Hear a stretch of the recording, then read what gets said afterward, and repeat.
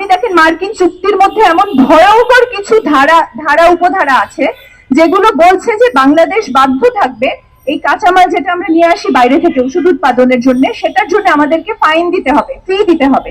যেই কোম্পানির থেকে আনবো সেই কোম্পানিকে একটা চড়া মূল্যে আমাদেরকে, এটাকে বলে প্যাটেন্ট ফি, মেধাস্বত্ব, এই প্যাটেন্ট ফিটা দিয়ে আমাদেরকে ওষুধের কাঁচামাল আনতে হবে।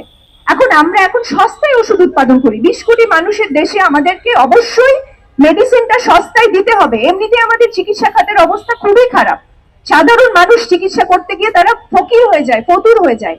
অন্তত পক্ষে আমাদের দেশে 100টার মতো, 182টার মতো আমাদের ওষুধ কোম্পানি আছে যারা সস্তায় ওষুধটা উৎপাদন করতে পারে। এখন আমেরিকা চাপিয়ে দিচ্ছে জোর করে চুক্তির মাধ্যমে যে আমাদেরকে দিতে হবে হচ্ছে ফি দিয়ে আনতে হবে, এবং এই কাঁচামাল এখন যদি আমাদেরকে এত বড় ফাইন দিয়ে চড়া মূল্যে যদি আনতে হয়, আমরা এখন যে সস্তায় ওষুধটা উৎপাদন করতে পারছি সেটা সস্তায় আর উৎপাদন করতে পারবো না।